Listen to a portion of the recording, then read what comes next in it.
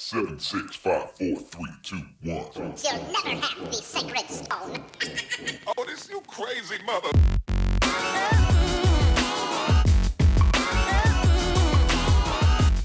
Hey, welcome back to the podcast. I'm Eric. And I'm Riley. And this is Beyond the Frame, a podcast where we talk about movies and what we love about them and what we sometimes don't like about them. Riley, what are we watching this week? We were watching Ben Affleck's latest Oscar bait, probably. Yeah. It's the Nike film. It's Air. It's the Nike film. It is the film. It's like, there was one about Steve Jobs, right? I feel like it's in a similar vein as that. Oh, yes, absolutely. Yeah, Except for instead of about Nike, this is just about the Nike shoe, really. It's really about one shoe that they made that kind of revolutionized, sports marketing and shoe marketing of all things. But it's about it's really about one guy's like determination, really, right? Yeah. It's all built around him. See, I'm not a sneakerhead. Like, it's funny when I'm on YouTube. Every once in a while, I see those complex sneaker shopping videos where a celebrity comes and then they go sneaker shopping and they talk about their strong relationship with shoes. What was their favorite shoe growing up? What that favorite shoe meant to them. To be honest, I never had a relationship like that with shoes. In fact, maybe the most passionate I felt about shoes was getting like DC shoes when we were young growing up. And now I look back at DC shoes and I think, Jesus, those are the ugliest shoes. How did I ever think those looked good? But that was the play. So ugly. Yeah, it was. I mean, that was a cultural thing at the time, right? Yeah. Like everybody, it was skate shoes. Yeah. Yeah, that's what people loved, and it's interesting that you bring that up, like the relationship with the shoes, because like that's the whole thing that Air Jordans were built on. It was like a personal relationship to the shoe, and that relationship to Michael Jordan, who they essentially built this whole shoe line on. That part was interesting. That was something that I was very interested in how it kind of set the tone and trajectory for relationships with athletes and these big sponsorships. Beyond that, it was a solidly directed movie. There were good performances. The writing was good, but it was kind of just a midline for me. I don't know. What did you think? See, I thought about this a little bit, and I need to go back and watch a few other movies to see if it changes my opinion. But walking out of Air, I felt like it was a lot of inspiration, a lot of just general high notes in terms of the story and the characters and their success. I didn't feel like there was a lot of gravitas, no stakes to it. I felt like it was missing a downward trajectory where the protagonist triumph afterwards. And I think of movies like Moneyball or that one about I forget what it's called, where it was the mortgages and they tank and then The Big Short. The Big Short, you got it. Yeah. I think about those movies, and it's been so long since I've watched them that I don't remember if they had any truly down moments where things got a little bit darker. Maybe they were facing a little bit more of a difficult conflict in the story. I got a great example for you. The Social Network. Oh, yeah. That was totally perfect. There was a lot of drama between Eduardo and Mark Zuckerberg, right? Yes. I think it was Eduardo Saverin. Anyways, so I totally agree. I think that was missing from Air. Well, and really, the only down moment that I can recall from this movie is there's a scene between the protagonist Sonny and the marketing person in the Nike basketball division, and the marketing person turns to Sonny and is like, you're kind of betting all of our jobs on this one play of yours where you're taking all of our budget and you're putting it on one person. If we don't get this one person, we're done. Every other athlete's going to be taken up. This is kind of like our last shot at having a strong basketball division at Nike. And it was a 2-minute exchange, and it ended with Sonny saying, "Yeah, sorry, man." That's about it. I felt like that was the climax of the conflict of the movie. And other than that, it was just a bunch of history highlights and just general fun, feel-good moments. Yeah, this film falls into the category, I think, very strongly of a movie about people who are good at their jobs doing the thing well, and that's interesting. like I think of one film that sticks out to me, and I love this film, Spotlight. I feel like that is a movie about like journalists doing really good things. They're really good at their jobs, and there's some drama around that. Whereas like with this, there just wasn't that drama. There wasn't anything dramatized or dramatized, I guess. You point out that conversation between Sonny and the head of the department, and he basically has been betting on, like, he's a gambler. Sonny's a gambler. Yeah. This is no surprise for us as the audience. So there's not a lot of character development, and I think maybe that's where a lot of my problems start with the movie. Everybody is just the same at the end of this movie as they were at the beginning. So yes. I don't know. Oh yeah, no. The star of the movie is this guy's good at his job. He maybe hasn't hit the ball out of the park yet, but he has insight into the culture of basketball that other people seemingly don't possess. Yeah. And because he's good at his job, he recognizes it's like in Demon Slayer. Have you watched Demon Slayer? I have not seen Demon Slayer yet. Okay, well, I'm just gonna give a quick highlight because I think the analogy is appropriate here. So okay, in Demon give me Slayer, the background. The protagonist Tanjiro, he has this weird ability to sense lines. So, for instance, when he's fighting, it's almost like he gets this heightened sense where he literally visualizes a line to where he needs to strike. And it's literally a threat. He zeroes in on it. Okay. I feel like this is going over anyone who hasn't seen Demon Slayer, but I feel like this is the same thing where Sonny saw that line and he was going for it no matter what. That was the kill shot. That is how Nike was going to explode into the next level. He was a forward thinker. Like he definitely was. And don't get me wrong, it was a gamble, but this was a guy who was good at his job. He made the right prediction. They won. That's the movie. Yeah, and I was asking myself this as I was watching. How do you make a film that has stakes and drama when you 100% know the outcome? Nike's $1 billion company. It was successful. We are living in the aftermath of that. And I felt that the entire way through the movie. There wasn't anything that made me think, oh, maybe this will go wrong, or oh, maybe this could might not work out for Sonny. No, but I will, setting that issue aside, I will compliment the movie, and I think I liked this. Initially, I thought it was a little weird that they weren't showing Michael Jordan, notwithstanding that this is a movie where this shoe is a personification of him. Yes, like, you it's more about the shoe. It's more about Sonny. It's more about the people of Nike. Did you like that decision where they didn't show him at all? I had the same reaction. I was like, why are they not showing like him? But I think by the end of the movie, it was not a problem for me because it was about the shoe. Yeah, it wasn't about him. It was interesting getting used to that because for a movie that is so much about Michael Jordan in the background, to not see Michael Jordan, not have any interactions with Michael Jordan, it felt a little weird at first. But I think in the end, for what the movie was trying to achieve, I think it worked. Well, and I will say that I think the climax of the movie really shows that. It's that speech that Sonny gives to Michael Jordan. It's that final speech of like, you are going to be like a legend, and that's going to live on beyond all of this. So I think had they really been like showing Michael Jordan, it would have been confusing, I think, to have.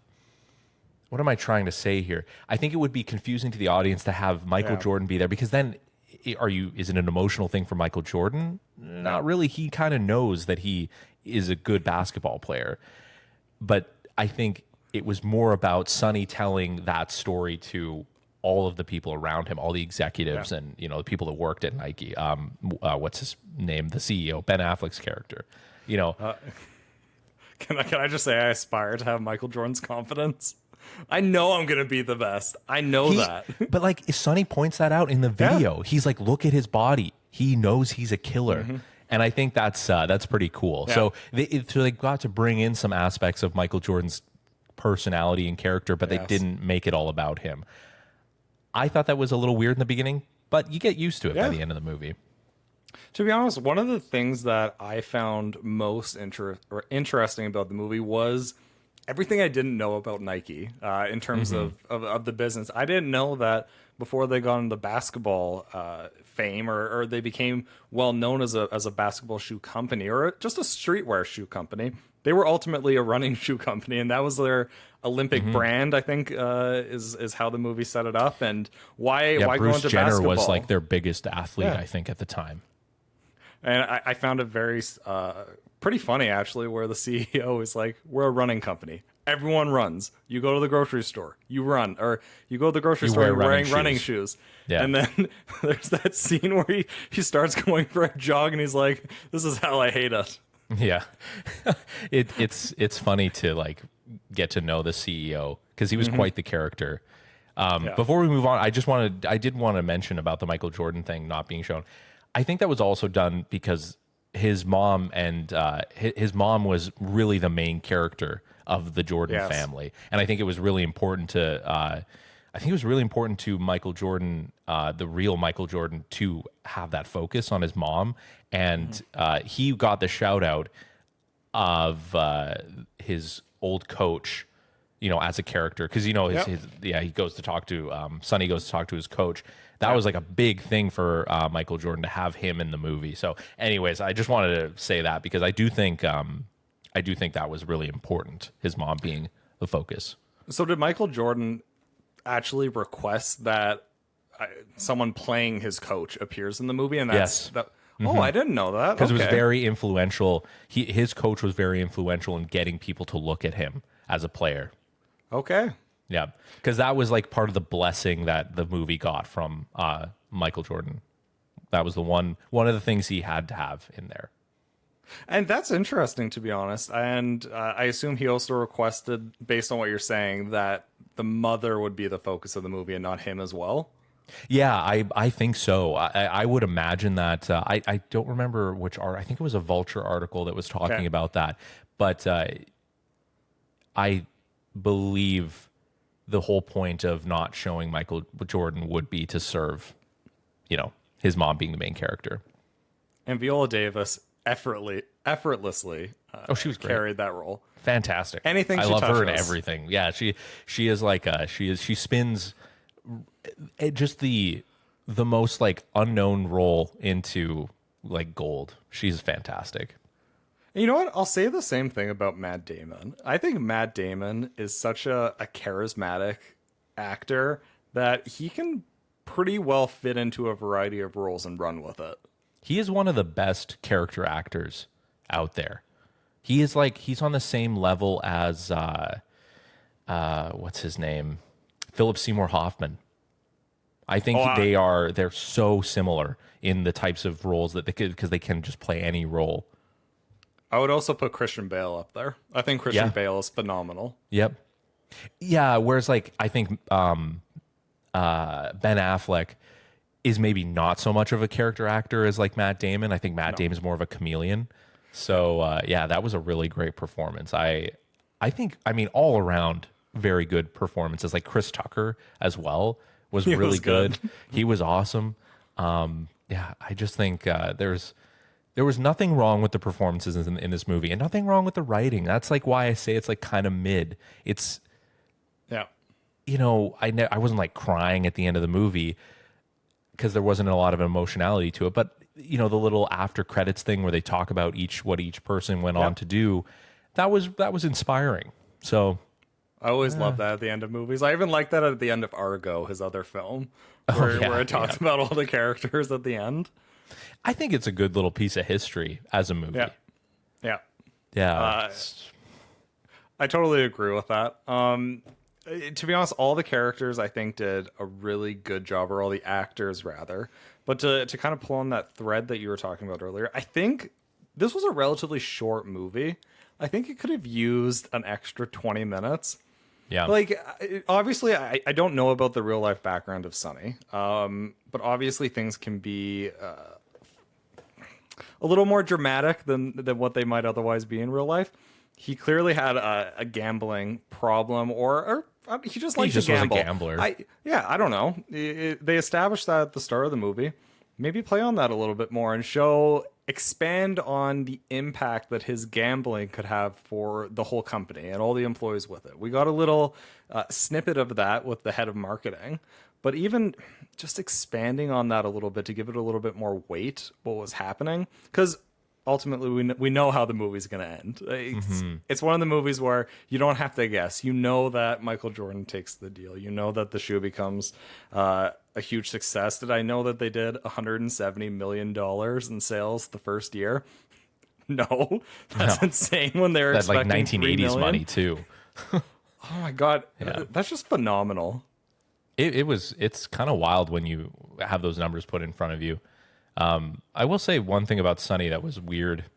And maybe he didn't have a family or anybody that in his life. Maybe he was just kind of living on his own and whatnot. But I feel like it was missing a bit of that. Like, it's not like he had a kid who he had interactions with and that upped the stakes for him, or a a partner that would also be affected by his decisions.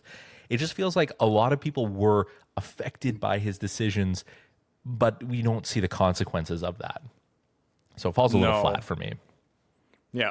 Well, and he he even mentioned, like, if he fails at this, he won't probably have another job. And a few characters question that. They're like, no, you have a way, you have a charm, you have a can knack sell for getting anything. people to, yes. They're like, no, you'll probably be fine. But that's another thing that they could talk about, where if he doesn't have a family, if he doesn't have a partner or a kid, maybe there would be real consequences for him. Maybe he wouldn't have a career and he could weigh back on that, and that could darken things a little bit. I think he mentions that this is like his dream job as well. Yeah. So that could be some stakes too, that like losing this job, he would never find a job like this job. Yes. So I don't know. Yeah, it doesn't really affect how the plot of the movie plays out, but it just would have maybe felt a little more human, I guess. Yeah. Yeah. Less about just like people doing their jobs and more about the people who do the jobs. I don't know. Yeah. It was also interesting to learn a little bit about the other companies. Like, for instance, I had no idea that Converse was as big as it was back then. I didn't realize that they made basketball shoes. No, either. I had no idea. Or Adidas making basketball shoes. No idea. I didn't. Yeah. But we grew up and we were kind of born in that era where Nike was already big. It was huge. Yeah. We weren't. We didn't. I mean, Converses were still big, but not for the same reasons. Converses were never a basketball shoe when we were growing up. Not to us. No. But we like the Air Jordans have been around our entire lives. Oh yes, 100%. And now the they other- have like Air Force One shoe, and that's like the most prolific sneaker on the entire planet. I guess, and that was I will say that the other thing about this movie that was a little like kind of stilted to me Okay. is like this movie makes you know, it hits you over the head that this takes place in the 80s. You know, the music, the random shots of people doing 80s things like playing Yeah. on a little handheld game system or like using a typewriter or, Yeah. you know, an old computer. So I don't know. That felt a little, it was like, padding to me, you know? I know it takes place in the 80s. I did like the opening montage of everything 80s at the start of the movie. I like that part. Yeah, you like that part? They had snippets from like old 80s movies. They did. There was a bunch of different things. I thought that was cheesy in the right way. And to be honest, I found it funny when Ben Affleck, his character, would show up in like a purple tracksuit and he's wearing tights and shorts.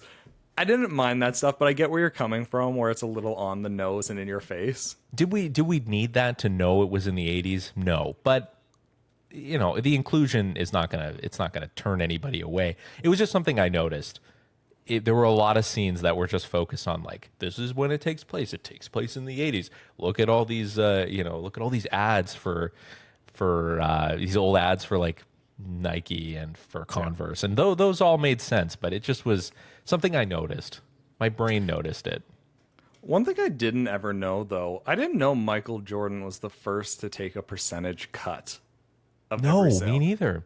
That was pretty cool. And to be honest, it's the right way to go. Like, I don't know what cut he's taking off of each shoe, but when you're relying on someone's likeness, why shouldn't they be tied to some of the profits of it? But to have that, for him to be a trailblazer, and for, I guess in the movie and probably in real life, for his mom to also be that trailblazer, super interesting. Huge impact on how athletes market themselves and how they profit based on their own brand. It's just something I didn't know. Yeah, they also like do a good job of setting up Sonny to be a character that cares about the athletes, because you know he's seen at high school basketball games, like talking to the players. Like that's not something that a normal executive at a market, or he's not an executive, but a normal like marketing person at a company like Nike, they wouldn't take the time to do that. I don't think they would really care until they're signed somewhere. And that translates into the thing that was more interesting about Sonny's character to me is that he went on to help college athletes with their struggles and getting paid and their their likeness being used and all that kind of stuff. That's so cool because I think we're still seeing the ramifications of that right now. Oh, I see that conversation come up all the time. And for those who don't know what Eric's talking about, one of the flashes at the end where it shows what these characters went on to do, one of them indicated that Sonny was part of it was a class action, I think. It was. Where he was involved in the court action where it was decided that college athletes are entitled to a percentage of those profits for all these universities marketing and relying on their likeness and promoting them and profiting off of that. Yeah, that's a huge thing. And I like there's a Netflix show, Last Chance U, that's all about football players that are trying to get into higher division schools. And that conversation comes up all the time in that show, about like how they struggle to make ends meet and all that kind of stuff. So it's, really cool that Sonny was like instrumental in that first lawsuit. Again, that's the thing with this movie. There are little cool tidbits that you learn and are a good history lesson for people our age because we weren't around when that happened. So there's merit in this movie, I think. Not that it's irredeemable or anything, but there are good aspects. No, it's a completely above average movie. It's no Social Network. It's no Moneyball. It's no The Big Short for me. No, or Vice even. Like I feel like Vice was pretty good. Vice was good. Vice is really good. I should watch that again. Christian Bale once again. A chameleon. He is a chameleon. Yeah. I definitely am looking forward to he's going to be in. Is he going to be in that new Martin Scorsese movie? The one with Leo? Christian Bale? I don't think. Yeah, is he in that? I feel like he. What is Christian Bale in next? This is a little off topic, but it's just something I was thinking of. Though that what is it? The Killers of the Flower Moon? Yeah. Mm-hmm. Is that it? That movie looks good. The trailer was very solid. That is a star-studded cast, and I think it's going to be insane. I'm excited to see that. I wish it wasn't an Apple thing. I don't know. Is it? Yes. Is it just an Apple thing? What the hell? I don't. It may be getting a theatrical release. I'm not sure, but it is an Apple production. Oh, I might have to get Apple TV just to get that. Just to watch. It'll probably come out in theaters though. Apple TV is the one streaming platform that I could not care less about. I don't. For whatever reason. I don't think it's. There's been nothing that stands out to me. Maybe Ted Lasso, but that's supposed to be good. So many people love that show. There's that For All Mankind. That one interested me a little bit. Okay. That's really it. The Jason Momoa one, maybe. See, yeah. But the only thing Christian Bale's in coming up that I see is The Church of Living Dangerously, which I haven't seen anything about that.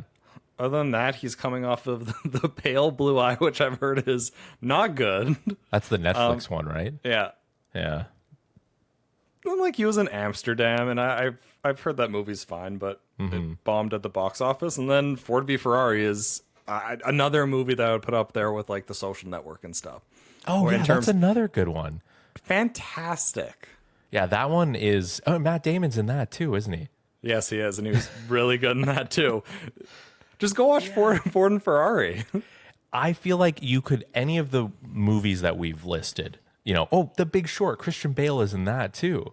Yeah, he's is. Michael Burry. Yeah, The man's a chameleon. Any of these movies like Vice, The Big Short, Ford v Ferrari, they are all superior in their filmmaking and writing and drama and all that kind of stuff. Subject matter, Air is good. But yeah, you could go watch any of those other ones that we've listed. Even forgetting Sarah Marshall. I know that's not like in the same vein, but just throw it back. Yeah, right. Well, for people, we were talking about that before the podcast. Classic rom-com. Classic rom-com. We both said that would be like one rom-com that we would go back and watch. Yeah, I don't know if anybody watching this, if you have another movie that's like in a similar vein to what we've been talking about and you think we should watch it, leave a comment. Let us know. I feel like this biopic kind of dramatization genre is really good, and Nike is just not the best example of it. It just, something about it lacked the stakes and excitement. It was a feel-good movie, but not an exciting feel-good movie. Yeah, not a lot of tension in this movie. It just kind of goes along and things happen. Well, even with The Social Network, there was a bit of corporate espionage. There was the legal drama side of it. There was excitement through other means. Like, although it was still a corporate movie and a movie about developing a company, there was something more exciting about it that made the pace a little bit quicker, that kept my attention a little bit better, that made it just simply more memorable. I think maybe the framing device could have been a little bit, or there could have been a framing device, it could have been them talking Sonny being interviewed about his time at Nike when he's older, because then there's an emotional connection about his time there and the mark that he left and his relationship with the Jordans. I feel like you could make it a little bit more emotional and bring that in, but it's very clinical, this movie, in that aspect. I'm picturing like a Princess Bride style scene where he's talking to like his grandson on the bed. This is how I revolutionize Nike. Back we go. I bring it up because I'm watching season 3 of True Detective, and I feel like have you seen it? Have you seen is that 3? the one with Jodie Foster? No, that's season 4. Marshala Ali is the. Oh, I haven't watched that one. Okay, and I won't spoil anything, but in that one, he is talking there's like, it follows him at 3 different points in his life. And in one point, he's very old and he's talking about all the stuff that happened in the past to a documentary film crew. And so in that way, you get the sense that these events affected him, and you see how it physically has affected him and how he perceived the events. Yeah, maybe that's asking too much of Air to do that, but it just might have, I don't know, it might have added a little bit of that something we're talking about to the movie. Maybe our criticism of Safe can just be summarized as it played it too safe in terms of what it presented and the narrative that it structured the story within. Yeah, not a lot of risks with this one.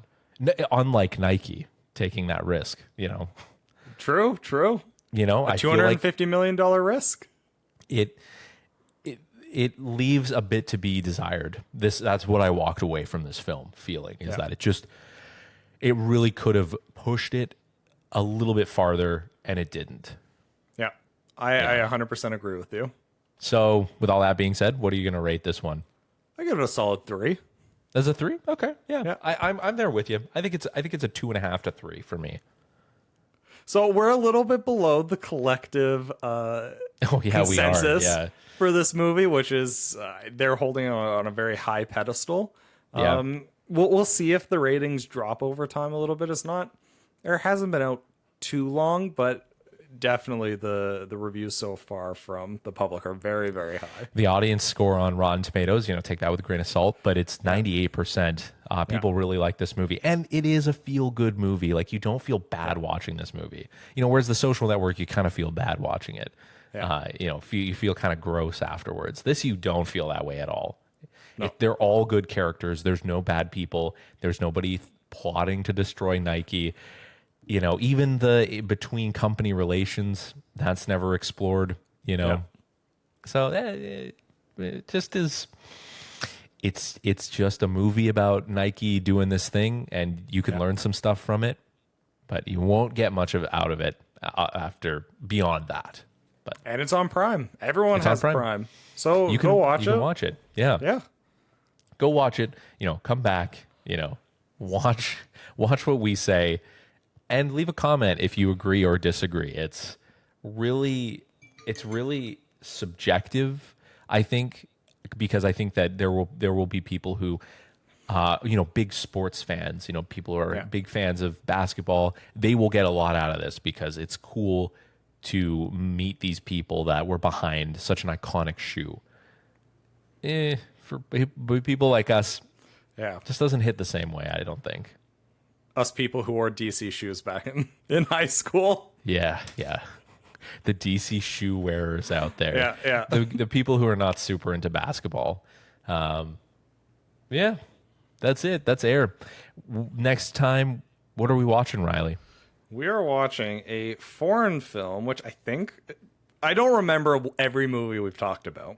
No. For instance, I've talked about I Saw the Devil a lot. I don't know if we watched that on the podcast. So this may No, be we the first haven't. foreign film. We're talking about the 2015 film Mustang. I know nothing about it. It came No. recommended to me.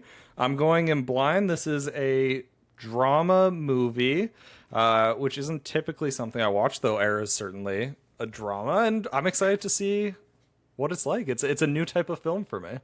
Yeah, I'm interested just based on the couple of lines I read about it. I think it'll be interesting. It might be a little tough for some people to watch, just being a foreign film. So, you know, I think we'll structure the review in a way that you don't need to watch the film. I think it's definitely good to watch foreign films. So if you want, you should go check it out. I'm not sure where it's streaming. We'll have to find that out. But yeah, we're going to watch Mustang, the 2015 movie.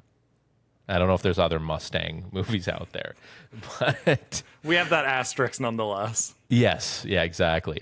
So yeah, we're gonna watch that. So everybody, go out, watch it, and if you liked what you watched here, please leave a like, subscribe to the channel, leave a review if you're listening. It really helps us just grow the fan base, you know, grow our audience, and you know, reach more people who want to talk about movies and, you know, listen to us talk about movies.